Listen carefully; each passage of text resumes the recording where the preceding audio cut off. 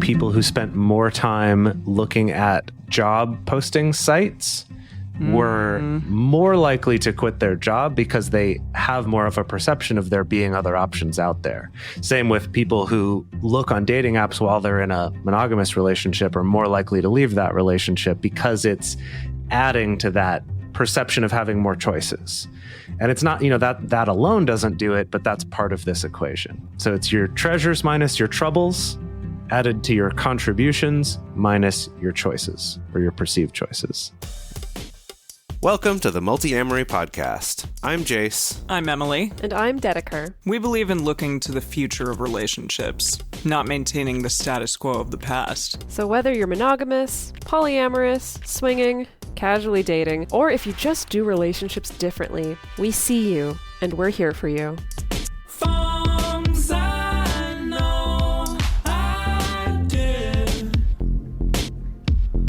forcing me to form myself to fit.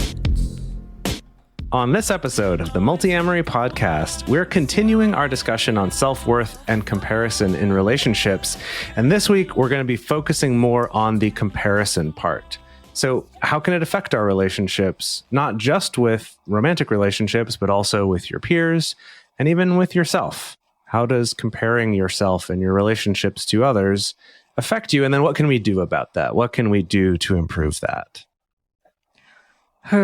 Again, here I am providing my own personal anecdote of here. Yeah, this is a tough one for me, comparison for sure.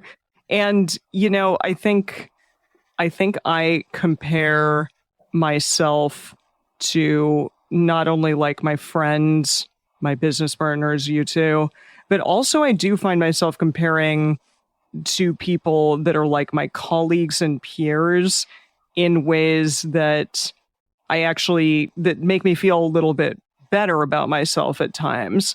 Because like I'm in a job where I'm at work at a restaurant. I work at Sun Cafe and I've been there for years and years and years, but I'm like their number one employee, essentially. I can say that pretty confidently. I've been there for 10 years and I know the ropes. Like I'm always the person that gets to help everyone out, like when they come and I'm helping training them and stuff like that. And so I feel confident about that job. And when I see people who are younger than I am coming in, I feel like I'm in more of a leadership position there. And I compare myself to where they are and I feel good about myself because I'm like, no, I know what I'm doing here. I don't have to worry about this job or this thing. And so that's really interesting though, because it's almost as though I'm comparing myself, maybe not negatively, but like in a negative, or seeing them in like a lesser than situation, perhaps. Whereas in other ways, I see myself as the one who is less than to other people in my life, like my peers. So I'm just amazed to hear that you have any experience of comparing yourself to someone and you compare yourself more favorably than them. Yeah. I'm like, that's a win. Keep on, keep it on, keep doing it. Oh gosh. I feel bad for even saying that, but I definitely do like at times. And it's not like in a mean way, but rather just that, I see myself that I am more able, I guess, to understand like how this job works or what it's like to take 100 covers in a day and not feel like I'm going to die, like those kind of things. So yeah, I guess from that standpoint, I feel good about that type of comparison. But we are going to talk about that like upward and downward social comparison a lot on the show today. And I guess I'm curious, does that happen to the two of you? Because again, it seems like you're just like these pillars of strength and never compare yourself or never do anything. Yeah. Gosh. Oh my goodness. Along those lines. Gosh, Emily, you've really bought into the lies, I guess. Yeah, I have. Maybe it's y'all's fault for feeding me these lies for years. Most likely. Oh gosh. Yeah, it's kind of funny to notice the areas where I do compare myself. I think that actively the past few years I've been really trying to not, or at least trying to catch myself, notice when I do, and then just divert and just literally do anything else other than keep up with the comparison. Because, I totally tend to, I don't know. I love being better at things than other people. And sure, yeah. So I'm trying to rein that in and be aware of that. But I don't know. It's just so funny how you notice, I don't know, my brain, I think, just goes there by default all the time. And it's so fast how quickly it happens, how you can step into a room and just so quickly size up where you think you are in the hierarchy, whether it's the hierarchy of who has the most experience here, who's the most knowledgeable here, who's going to be the best or worst at this skill, who's the most attractive or least attractive, that our brains can work so quickly to just figure out, okay, where do I fit? Yeah, it's comparison's such an interesting thing because I don't think that, and we'll probably get into this a little more through the episode, but that it's not inherently a bad thing. And that I remember a while back, reading about some studies talking about the importance of comparison for development, when you're young, because it helps you understand where you fit in terms of your skill level in different areas. Right. So an example of that in kind of adult life would be if I'm kind of running some comparisons in my head about, I don't know, maybe like writing ability or artistic ability of myself versus peers or other people that I see online or whatever, that there's value to that. If it's like, okay, I kind of have a sense of these people are better than me at this, so that might be the kind of person I'd want to hire to do something like that, or that I would recommend to a friend who's looking for an artist over me trying to do it and like really struggling and having to work really hard to get something good when it's like, I know someone's better than me. And also, I guess on the other hand of like, I know this person's not good at this thing compared to me, so I can more confidently say, actually, I should be the one to do this thing. Yeah. So like, that's not inherently bad. But when we so easily slip into that idea of then associating that with our worth, that's where we can get ourselves into trouble. So it's I feel like comparison's a really interesting one because it's not inherently bad and actually is a really useful skill. But we have to be careful of how we're doing it and how we're approaching it to not fall into that, right? And I would say that exact situation I just described, I can also, in the wrong, mental state, turn that into something where I'm feeling bad about myself and my lack of artistic ability compared to someone else or something like that, right? So it's just, I think part of it depends on the thing you're comparing about. How much do you associate that with worth? How much is that skill of yours or that ability of yours or that trait of yours tied to what you think makes you good? If it's like, I'm great because I'm good at sex, and then I compare myself to someone who I think is better at sex than me, it's like, now I'm not as desirable, I'm bad. Even if it's this perceived other person my partner's dating that I don't really know anything about, but I imagine they're better than me, and I'm doing this mental comparison based on not a lot of good evidence. Yeah. Right. Then that can lead me down a spiral of feeling depressed and envious and jealous and all that versus another situation where either I have more accurate data or it's less tied with self-worth. Yeah. I think I just... very insightful. That is. Oh, wow. Thank you. I love that. I'm really insightful compared to my peers. Jeez. Yeah, you're on that upward social comparison right there already. Yeah. No, yeah, I think I just am like, I hope that the listeners of this show, like I'm always worried that the listeners of the show aren't like, oh, Emily is definitely the weak link here. And if she was cast off, it wouldn't really matter. It would be like just fine. So that's the main thing that I'm like, the main comparison that I struggle with, I think, on being on this podcast, that I'm not like as accomplished as the two of you in various ways.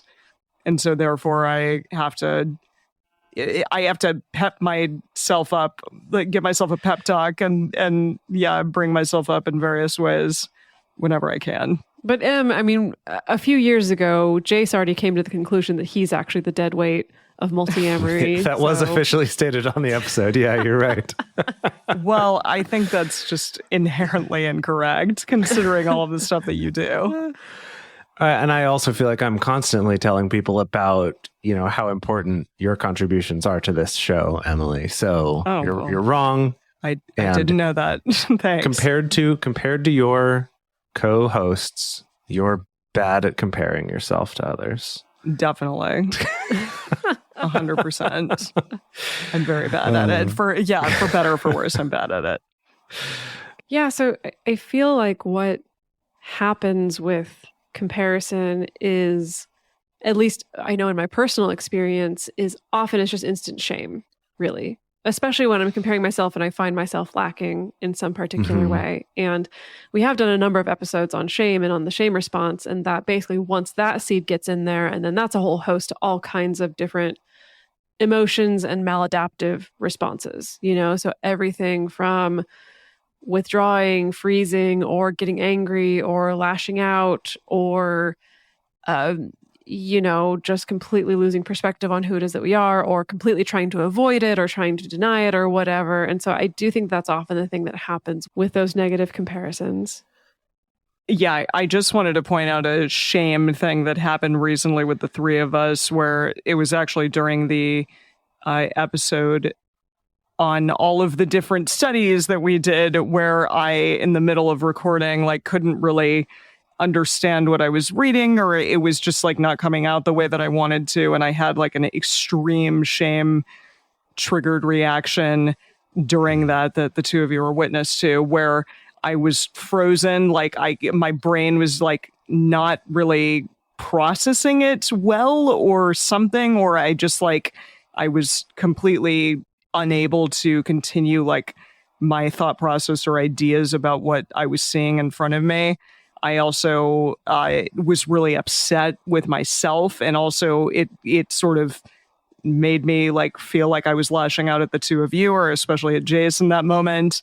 And then also I felt like I was going to cry at the same time. So it was all of that together, which really sucked.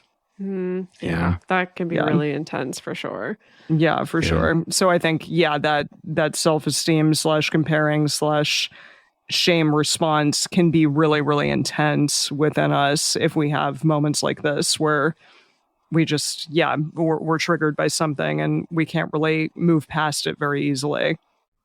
But then on the flip side of that, you can make a comparison to another person and come to the conclusion that, oh, they're beneath me and I'm superior.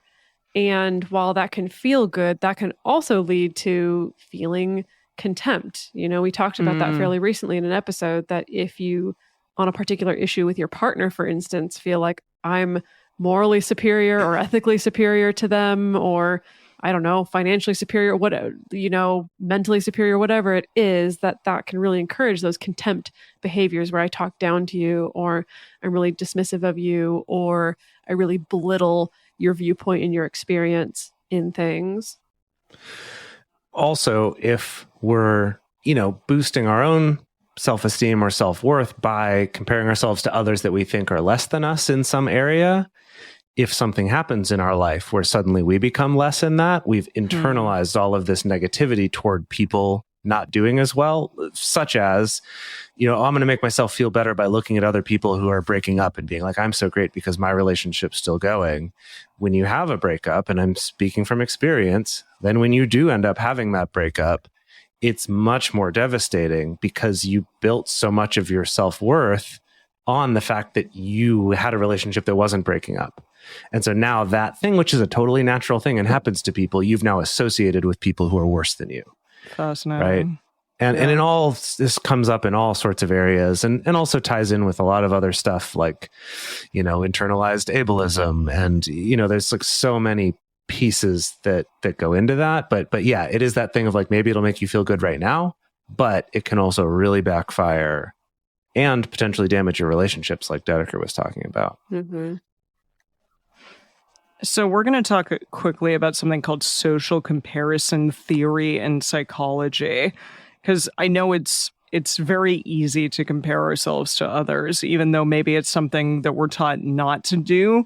It happens, especially, in our society, we just tend to compare. And I think often our parents teach us to compare. our friends maybe, or to other people who are academically doing better than us, or, teaching us to be competitive, I think, from a young age in a lot of those different ways. And competition can be good, like Jase said. Right, but all comparison's not bad necessarily. No, definitely. Yeah, I think that can be good, but when it gets to a point where we feel shame or that really intrinsic guilt or upset about something, I think that's when it can be a big issue. So social comparison theory in psychology, this is from Very Well Mind, an article in Very Well Mind. Social comparison theory was first talked about and proposed in 1954 by this psychologist named Leon Festinger. I'm assuming he was perhaps German. Festinger, I think. I don't know. Yeah, it's exciting. It's a fun name. And it essentially suggests that people have an innate drive to evaluate themselves, often in comparison to others. And the social comparison process involves people coming to know themselves by evaluating their own attitudes, abilities, and traits in comparison with others. So now, that's kind of what I was talking about. Like, as you're developing your sense of self, part of that is how am I similar and different to other people? And so that is kind of this essential intrinsic thing. So that is worth acknowledging that it's right there. Sure, absolutely. And probably something that we do just as kids, regardless. I mean, we're trying to sort of understand our place in the world. Exactly. Yeah. So we may have butchered this a bit before, but now we're going to talk about upward and downward social comparison. So upward social comparison takes place when we compare ourselves to those who we believe are better than us. So that makes sense. So I see. You're looking upward, Yes, exactly. I see someone who I want to be like, or who I wish that I were more like them in a certain way, and that is that upward social comparison. So we focus on the desire to improve our current status or level of ability. Now, downward social comparison takes place when we compare ourselves to others who are worse off in some way than us, and that may be a perception, that may be reality, but we're looking at, social downward comparisons are centered on making ourselves feel better about our abilities or traits. We see someone like, oh, well, I've done more national commercials than this person, or I am, got an A in psychology and they got a B, something like that. Right. I mean, and a lot of our institutions in education are kind of built around this, right? It's like, oh, well, I'm on the dean's list because I'm in the 85th percentile, exactly. or whatever it is. It's based on this. Or right. My value comes specifically from my comparison to other people rather than some objective measure or something like that. Or grading on a curve is an example of that. Yeah. We do have a couple studies discussing social comparison. The first is called Social Comparison as a Predictor of Body Dissatisfaction, a meta-analytic review. So this included data from 156 studies. Wow. Which is that's a lot. Yeah. Yeah. And it showed that social comparison was related to higher levels of body dissatisfaction. And the effect for social comparison and body dissatisfaction was stronger for women than men and inversely related to age. So the younger you are, the more likely you were to do comparison and feel dissatisfied with your body. I guess that makes sense. It doesn't surprise Perhaps me, as you age, you're like, yeah, whatever. I do think that some people, not all people, anecdotal evidence do reached some kind of breaking point of finally not giving any fucks. Yeah. Results confirm theory and research suggesting that comparing oneself unfavorably to another on the basis of appearance may lead to dissatisfaction with one's own appearance. I guess that makes sense as well. But, that's something that we're often kind of taught to do, and that happens so much in social media these days, because we see all of these stunningly, perfect people, or more desirably superior people, perhaps, or people that we deem to be socially desirable. And it's hard because we're kind of bombarded with that in our media and especially in social media these days. So it makes sense that if we're looking at a bunch of people online or in other ways, then yeah, we may compare ourselves disfavorably. And think about over the years, just the explosion, this exponential increase in how many examples you have to compare yourself to, right? Think about going 100%. back to ancient history where I'm surrounded by a group of anywhere from 10 to 200 people. That's who I'm comparing myself to, up until we have mass media where it, again, more opportunities and more examples to compare myself to. And now with social media where it's just, it's an endless scroll. It's an infinite right? scroll, yeah. Infinite scroll. It never stops, which is that's tough. I think it's tough and it's really overwhelming. Now, here's the tough part is there's evidence to suggest that our brains like this shit. So this is just a little factoid pulled from this article, this study titled Brain Mechanisms of Social Comparison and Their Influence on the Reward System. So there's this part of your brain called the ventral striatum is what I'm going to call it, or how I'm going to pronounce it. But so you it's brain people out there, sorry. Yeah, sorry to the brain doctors and brain scientists and brain professionals. Neuroscientists, yeah. We are not those people. Oh, we should text your dad real quick, Jase. He would probably know. Yeah. He knows about brain stuff. Hey, Dad, Anyway. how do you pronounce the ventral striatum? Striatum? The ventral striatum.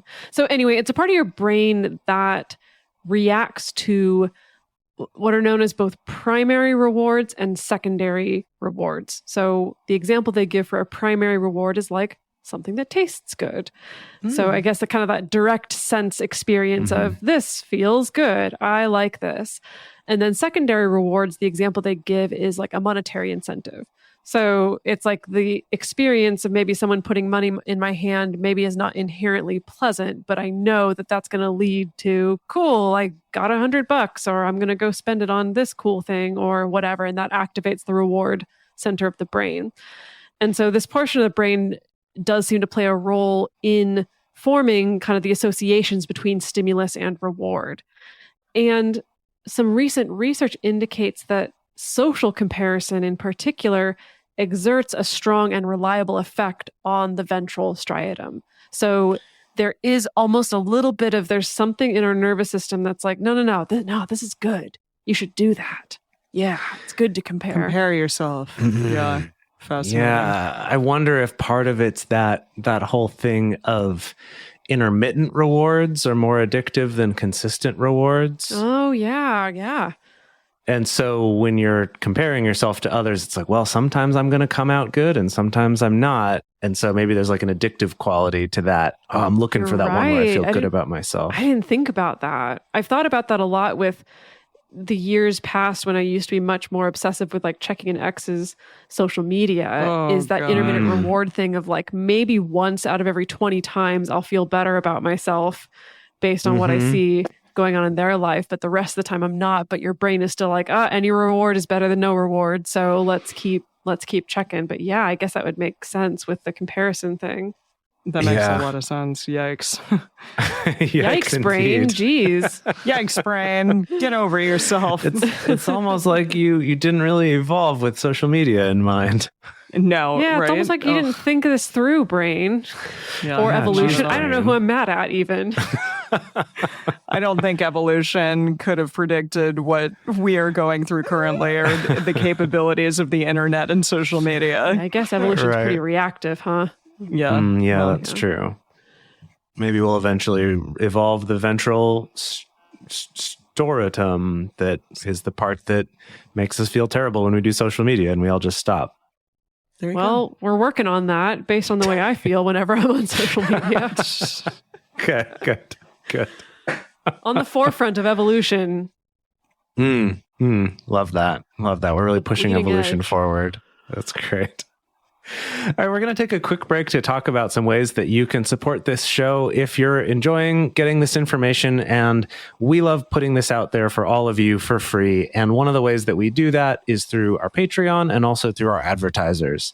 So if you can take a moment to check out our advertisers, and if any seem cool to you, go check them out. Try out our promo codes. It does directly help us, and we really appreciate that. So now we're going to talk about interpersonal comparisons about relationships, right? So not just comparing yourself to others, but comparing your relationship or kind of how you feel about your partner to other people's relationships, or how you perceive other people feel about their partners. And so to start this off, there's a study called Relationship Social Comparison Interpretations and Dating Relationship Quality, Behaviors, and Mood. That's a big mouthful. My goodness. Just kind of threw a bunch of slightly related words together for that title there. But this particular study wanted to look at how people compare themselves, specifically compare their relationships to other people's, and looking at both these upward comparisons and downward comparisons. So they looked at how, we can look at these upward comparisons, which sometimes can make us feel better, maybe kind of inspired, but that most of the time make us feel worse about ourselves. And then that we use downward comparisons to minimize our negative self-images or reduce some sort of threat to our well-being. So that might be an example of, I'm not feeling good in my relationship, or I'm worried that it's going to end, or something like that. And so I'll look at other people who are worse off and go, okay, maybe I'm all right. Like using it as a way to minimize that, right? And they aren't, I guess according to this study, those downward comparisons aren't always bad. It's not always putting someone down. Like maybe it's just trying to calibrate where we are compared to them. But that generally we do that in order to make ourselves feel better. But that both the upward and the downward can have either positive or negative effects for the individual who's doing it. And they were looking at how one of the reasons that you can have those opposite outcomes for either one has to do with how we interpret that social comparison. So it's not just who we're comparing ourselves to, but then what's the value that we're putting on it? Right? Are we looking at this in terms of hope for the future? Like if we're doing an upward comparison, or are we looking at that upward comparison and saying, oh, well, my relationship is not doing well because I'm not as good as that. Right. Or, they also gave the example of, hey, I'm struggling with this thing and I'm feeling bad. And I do an upward comparison to someone who I think has a good relationship. And if I see, oh, they also struggle with this sometimes, that can help, right? That can make me feel better, even if I'm like, they're the goal and I'm not as good as they are. But it's like, oh, but I have something in common. So there's hope, right? Versus looking at them and going, oh, well, I'll never have that. So my relationship must be bad, right? Yeah, that makes sense. And so basically, just to kind of summarize some of their findings from this particular study, and I guess it's worth keeping in mind that this is all undergrads. Everyone in this study was undergrads, and almost all white. I think 85% white. So, as always, there's those caveats. And basically what they found is that overall, as expected, more often when doing a downward comparison, people felt better about themselves than when they did upward comparisons. They also found that in their study, people tended to have more positive than negative interpretations of the comparisons they made. So maybe people seem to gravitate toward the ones that make them feel better more often than the ones that make them feel bad. Again, at least amongst their participants. And that negative interpretations, so whichever direction you were looking, if you interpreted it in more negative way for yourself, were associated with not only lower rates of satisfaction, but also less commitment to their partner, less positive affect to their partner, and also kind of more what they called exit behavior, of that kind of, I'm distancing myself, I may be looking for other options, I'm kind of less, which is also sort of tied to commitment, but those negative interpretations over time would tend to lead toward the relationship ending as well. Gosh. That's something we've talked about a little bit on this show, just the idea that I think because we have such a huge array of different like dating apps and stuff like that out there, that we are bombarded with all of this choice and the potential for new people to be with or something along those lines. And I do wonder kind of how that correlates to this study, just in terms of how often are you looking at a different person and comparing who you're with to maybe somebody on a dating app or like somebody else that you see out there that might be single or something along those lines. And what does that do for you? And is that, something that we should be doing? I mean, is all of this choice like a good thing or not? Yeah, there's something that I came across before. Heidi Reeder, Dr. Heidi Reeder is the one who I think created this first, but basically a formula for commitment, for like a level of commitment. Wow. And she puts it as your treasures minus your troubles. So that's basically good stuff is positive. So like these are all the things that are good about my relationship or my job or whatever, right? This is commitment to anything. Minus your troubles. So your troubles are all the complaints you have, right? All the bad stuff. Okay. And then you add that to your contributions, which is kind of like the whole sunk cost thing. It's like, how much have I already invested in this particular job or relationship or whatever? Yeah. Minus my perception of what other options I have, which she calls your that's choices. That's one that's come up in a lot of studies, is that, especially if there's a tendency to like negatively compare your partner to the other options. It's like a death knell for your relationship.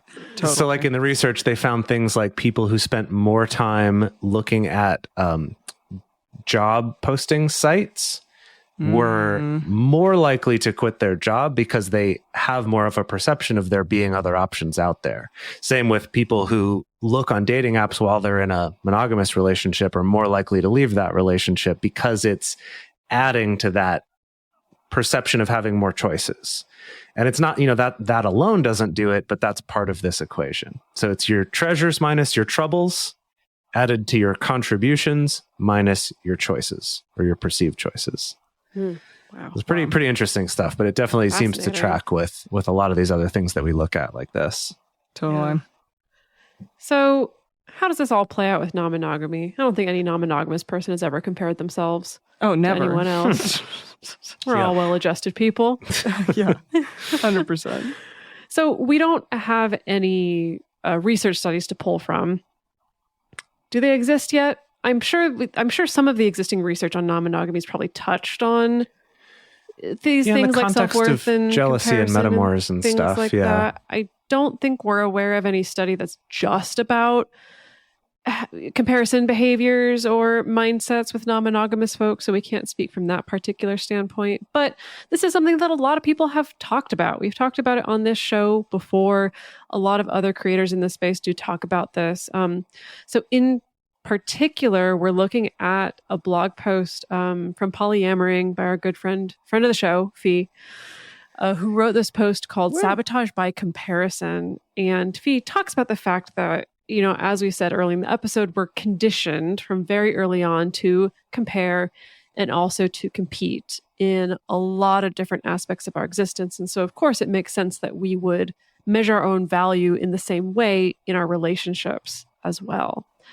In this article, Fee talks about how, and I think I've experienced this, have also seen a lot of people go through this with non-monogamy, of it can be so easy to compare, well, what am I getting from my partner versus what are they giving to my metamor? What is my metamor getting? And I think that when we take this to the extreme, we can see those behaviors around, for instance, okay, I can only feel secure if I know I'm getting more time than any other partner, right, or if I'm getting more sex, or if I'm getting the most special date nights, or if you're spending the most money on me. Like, as long as I can do the downward comparison with my metamor, then I feel good and I feel secure and I feel like my needs are getting met. And Fee talks about the fact that it was this journey to refocus on, okay, no, but what are actually just like my needs and the needs of this relationship with my partner, as opposed to comparing it to my metamour's needs, what they're getting or what they're not getting. And it's like, that's the thing that I need to focus on. And again, this is something that I'm often having to coach people through as well. And I don't know what it is. Maybe it is just our human nature that I think comparison and trying to get yourself into a place where I'm quote unquote winning in the comparison feels like such low hanging fruit. Like it feels so tempting of like, that's going to be the thing that's going to make me feel secure, regardless of like, this is even a thing that I wanted. I think that's the thing that I see people in our Patreon group talk about all the time of like, I don't even want to go to this particular LARPing event, but now that my partner's taking their other partner, now I want that. And right. Yeah. Sometimes that can be valid. Sometimes maybe that can highlight to you, oh, actually, that does sound fun. Or it can just be about, I'm sort of doing a weird comparison dance with my own needs versus what my metamour's needs or wants might be. Yeah. So I don't know. Have y'all had experiences with that before? Absolutely. Didn't we do an episode a long time ago about like, do I actually want this thing? I talked about like, do I really want this Xbox? Yeah, exactly. Yeah. Like everyone's getting Teslas. Gosh, is that actually what I want? Even if I could afford it, is that what I would spend it on? You know, that sort of thing of you get caught up in that. Well, someone else has it, so I should want that too and be upset that I don't have it. Mm-hmm. Yeah, I really like what Fee says here about refocus your energy on what it is you want to feel in your relationship. If you can only feel secure in a relationship when someone else's needs are being ignored or pushed aside, then what you're working with is a type of hierarchy that very quickly becomes toxic and harmful to others. Yeah, I think that's really good advice. Can be hard to have that honesty with yourself of like, oof, that's what I think will make me feel secure. And also it probably won't. I'm just gonna be real with you. It also probably won't actually make you feel that much better. No, it's probably a deeper problem that needs to be worked on there. And then I'm also looking at this 2018 article from Polyland, poly.land. I believe it's Page, right? Page Turner. Yeah, sorry, Polyland. Yeah. Yes, Page Turner. Okay. Where they talk about how really, though, at a fundamental level, that when we compare ourselves, it's just about assessing similarity and dissimilarity. It's just about our pattern-seeking brains trying to find the pattern. Where does the pattern match and where does it not match? It's kind of like the matching-mismatching thing that we've talked about on the show before. But then the problem comes in when we start using that to rank people and we start assigning value to those differences, right? And yeah, I can speak to my personal experience that some of the times when I know I felt the happiest, the most fulfilled, the most equilibrium when having multiple partners has been the times when I do have an awareness of the similarities and dissimilarities, but that's okay. It's like I'm not necessarily ranking like, oh, clearly this is the far superior relationship and this is the far inferior relationship, or this partner is just like way better than this other one. But I'm also not trying to lump them both into the same category and claim like, oh, these two people are just like equal. You know, I know for me, it was kind of being able to hold those differences, but not assign value to them.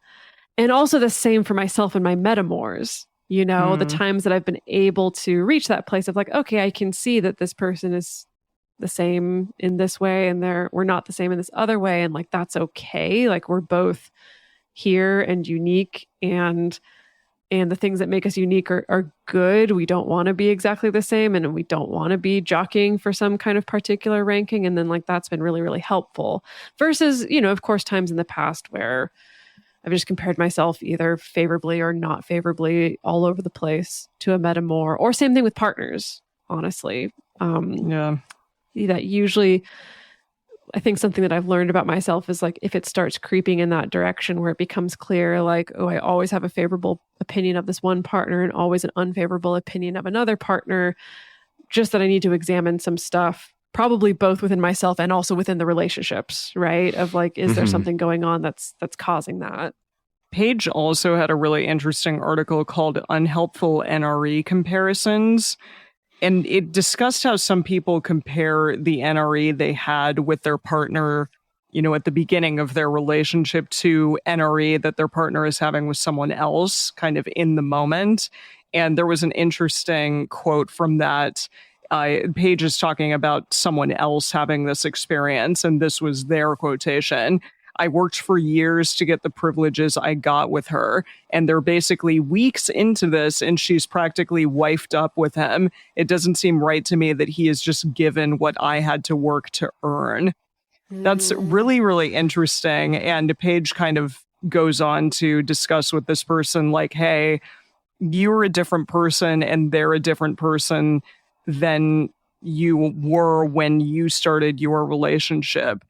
And, your partner may be more open and vulnerable now, and the ability to move faster and more quickly in a relationship may just simply be because there was work that was done to sort of get them to that point. And that you have to accept that like, you're not going to have similar experiences necessarily with your metamors, and that's okay. And it may move at a faster rate, like feelings may move at a faster rate, and that also is okay. But I mean, that's difficult, especially when NRE tends to be such a really charged emotional thing that happens. And it can be kind of disorienting, I think, at times for partners, especially more established partners. It's interesting in reading this, an area where this is very well documented and has been studied for a long time is in siblings, where an older sibling will have to like really work to earn some privilege or convince their parents to let them do something. Or maybe the parents say, well, not until you're 12, then you can do this thing, or not until you're 16, or, kind of whatever it is.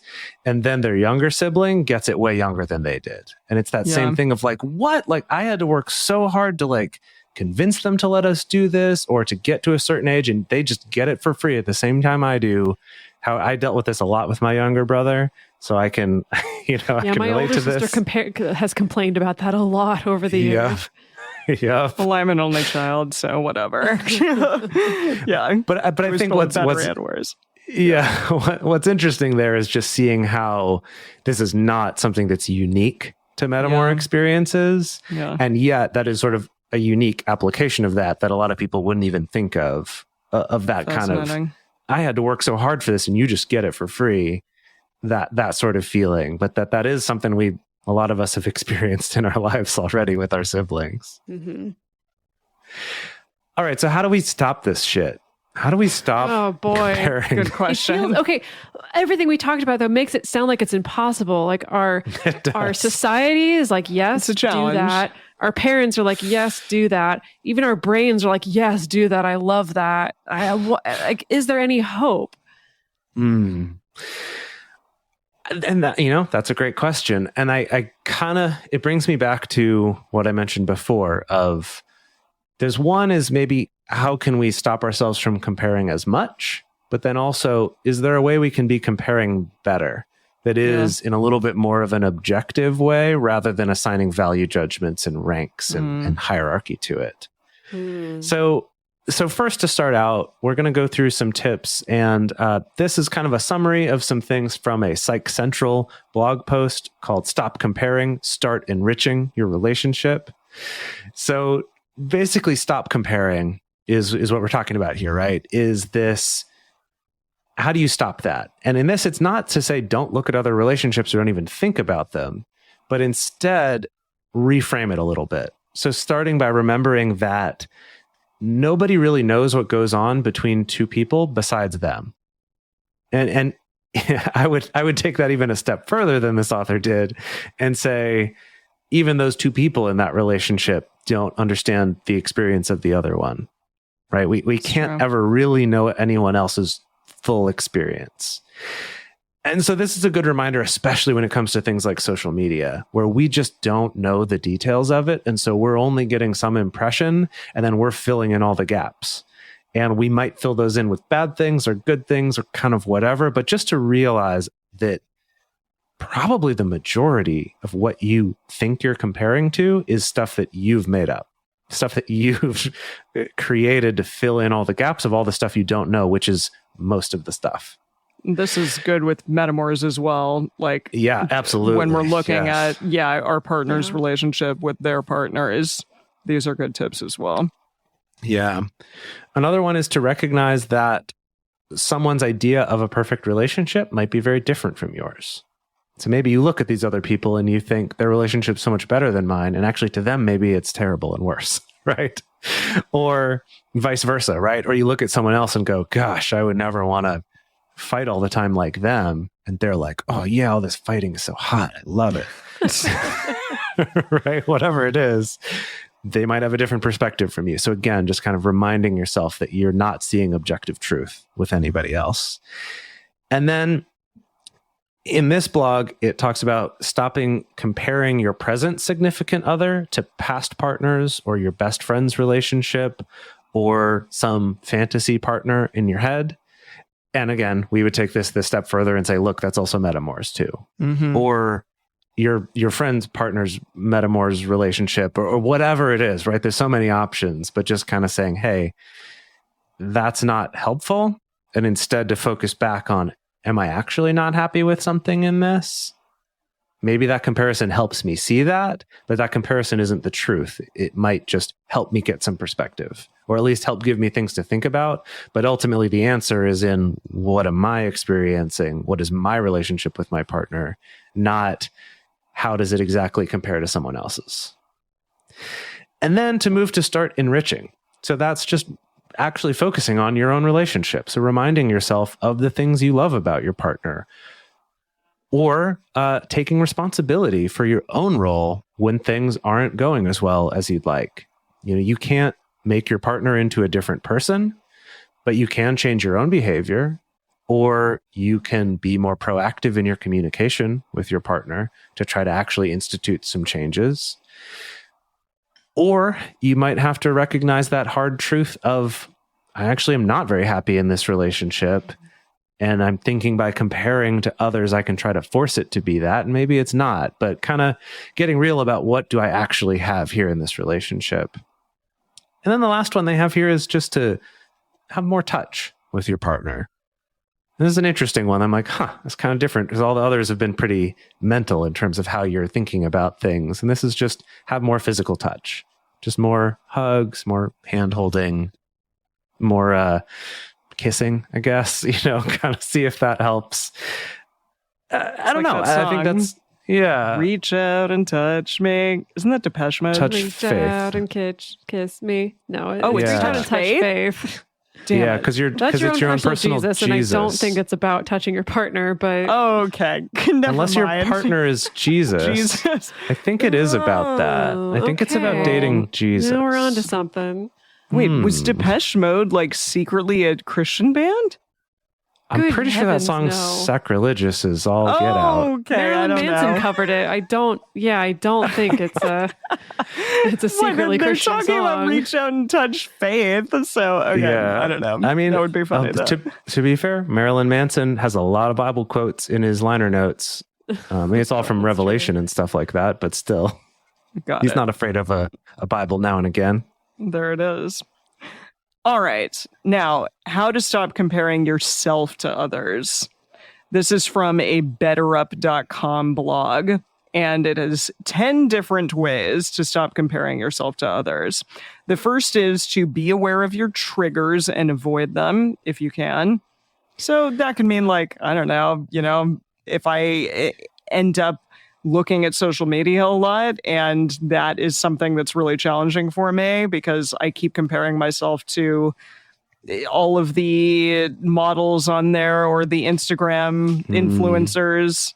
Maybe be aware of that and stop it. Or maybe it's the blocking or unfollowing your exes, like Dedeker was mentioning, that thing of like, I know this is a temptation, so I'm just going to make that less tempting by making it not in my feed. Exactly. The next one is limit your time on social media. I think that's with both of those things. Don't check out your ex's stuff. Don't necessarily look at the things that are going to trigger you if it's challenging for you to go on there and you find yourself comparing yourself to others. Yeah, just in general, just less time on social media has just, it's been shown time and time again on various studies that people's well-being goes down the more time they spend on social media in a whole lot of areas of life. So just social media is part of life. It's important we all do it, but just as much as you can, limit it because it's really not good for you. Yeah. I mean, I would take issue with the statement that it's important that we all do it, but we can unpack that on another episode. Oh, I said that was it's important, comma, and we all, three of us all do it. That's right. Sorry. Okay. But that's good clarification. I really need your punctuation in there. You're right. This is an interesting one. Stop comparing other people's outsides to your own insides. And essentially, I think that's like placing a value judgment on someone because their life looks super beautiful and perfect and awesome. This is a good one for me. And then therefore that means that I am unworthy of love or whatever. And essentially, saying that somebody else's outsides mean that my insides are not good. Stop it. Right, because you know all the shit that goes on your insides, but all you see is their shiny photoshopped outsides. Yes, exactly. Another good one is money doesn't buy happiness. And this is so true. I mean, geez, as much as I would like to think that, like, if I just had a little bit more money, then maybe I'd be happier. There's people out there who are gajillionaires and they're super, super unhappy. So it's just a good thing to remind oneself of. We have to acknowledge the financial realities of this world of money can buy a certain amount of happiness. I think like you were talking about, Emily, of like, if money can buy you, I don't have to stress about making rent this month, or I don't have to stress about an unexpected expense, or like I can pay for food, then yes, money definitely buys happiness. But when we're going beyond that, it is kind of a weird thing. I recently had an experience in the past few weeks. I don't know why this has happened, but I've had more conversations with some friends and other people about money and about income. And I've been in a place for a while where I've been quite happy with the amount of money that I make, in the sense that like I can pay my rent and I can pay my bills and things like that. And then I had a couple conversations with people where we were just talking very frankly about the amount of money that we make. And when it was clear, like all these people made more money than me, all of a sudden I felt bad about the amount of money that I made, even though I'm like, but I like my life and I like my relationship to money right now. And so that is kind of the funny thing where it almost reminds me of Fee's article about needing to really change the scope of what I'm actually looking at here, instead of just making it about comparing directly to other people, but really changing the scope to like my life and what I actually need and what actually works for me. Yeah. The next one is practice gratitude. This is a great one. As much as, I don't know, it's kind of become like the lunchbox or poster child thing of, what we should be doing in order to make ourselves feel better. I do think that it's a good one. And it has, I think studies have shown that this is actually a way to help ourselves feel better. Just be grateful for what you have. And it is a gift to be here, I think, even though this world is a nutty place, it is a wonderful place to be. And there are a lot of things that we can all be grateful for. And that's something to really be aware of. Jase, this is one for you. Comparison can be used as motivation. It can. Oh, yeah, that's what I keep saying. There you go. Yeah, it's not always a bad thing. It's good to be able to see people that we see things within them that we want to strive for, and that, maybe they have a career that we would like to have as well, or are particularly good at something that we want to get better at, things along those lines. Like, don't use comparison as a way to feel shitty about yourself, but rather as a motivating factor. Focus on your strengths, and we're about to do an exercise on that momentarily, but that's super important. Remember all of the things that you are good at. Celebrate other people. That's, again, like getting outside of your own head and outside of yourself. Celebrate other people's achievements. Call somebody up and tell them that you're grateful for them, and that, congratulations on something that they just did that was really awesome. That can help you out a lot. Yeah. Also, remember, I said this before, I think I said this last episode and this episode, but insecurities are universal. We all have them. when they talked about 66% or something of people feeling bad about themselves or having issues with self-worth. Truly, this is an issue that so many of us face. And hopefully that can make us feel like we're not so alone in this world. And finally, use your past self as a benchmark for comparison.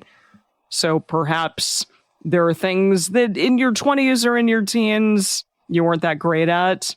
And see, look at yourself now and see how much further along you are, how much better you might be at something, even if that is a small thing, or even if that's I'm better at communicating about this certain thing with my partner or with my mom or whomever, and celebrate that and write it down in a journal. Yeah, this comes up a lot in fitness related stuff too, is don't try to lift more than or run farther than or faster than whoever else. It's just keep track of yourself and be like, can I do just a little bit better this time than I did last time? And it's like, oh, maybe I can't, but then maybe next time I'll do better. It's just that you are the only good benchmark to compare yourself to. Yeah. And, but still be kind to yourself in that. If it's been several years since you lifted a weight, don't think like, oh, I'm failing because I'm not lifting as much as I did back then. Totally. But more like, do what you can right now and see if maybe next week you can do just a tiny bit better than you did this week. And that's how you can really, make big accomplishments, not suddenly trying to go, I want to lift as much as that other person at the gym or run as far as this person who posts about all their runs on social media or whatever it is. Gosh, yeah. So the final thing that we wanted to talk about quickly was the strengths exploration worksheet. And this is something that my therapist gave me that you can Google or look up and do yourself. And we do want to include a link in the show notes so that you can maybe check it out on your own. It's basically what it is.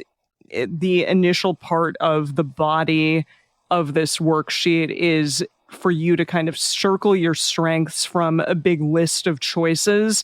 And they include things like enthusiasm, kindness, cooperation, humor, confidence, stuff like that. It's just a bunch of different strengths that you have. And there are 4 different open spaces as well that you can add your own if you see something that's not on the list.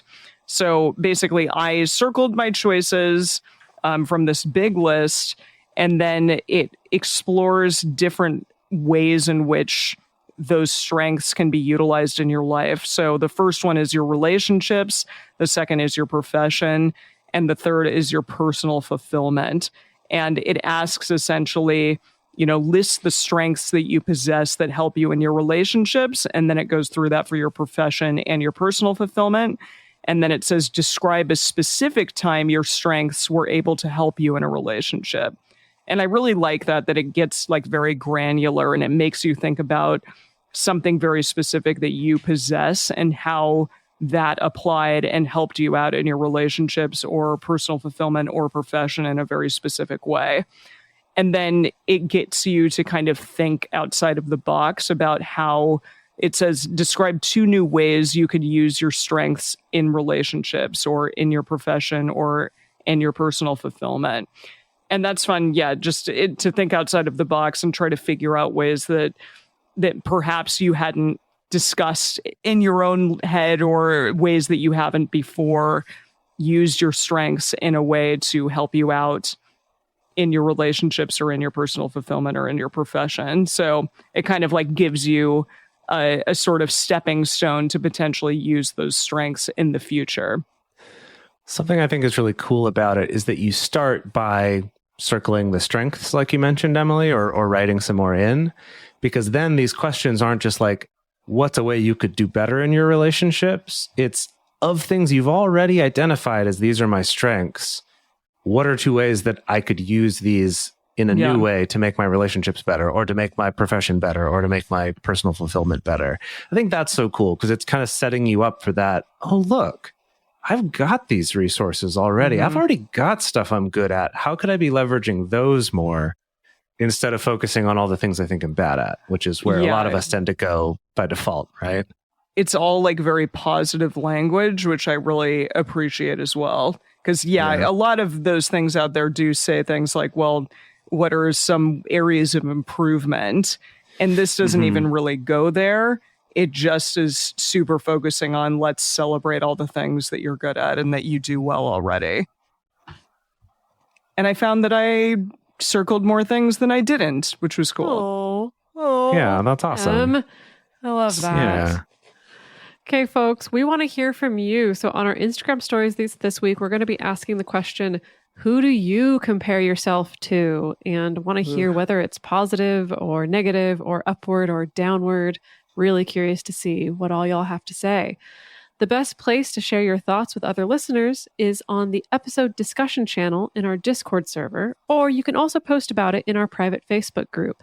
You can get access to these groups and join our exclusive community by going to patreon.com/multiamory. In addition, you can share with us publicly on Twitter, Facebook, or Instagram. Multiamory is created and produced by Jase Lindgren, Emily Matlack, and me, Dedeker Winston. Our episodes are edited by Mauricio Balvanera. The episode was researched by M. Mays. Our production assistants are Rachel Shenowork and Carson Collins. Our theme song is Forms I Know I Did by Josh and Anand from the Fractal Cave EP. The full transcript is available on this episode's page on multiamory.com.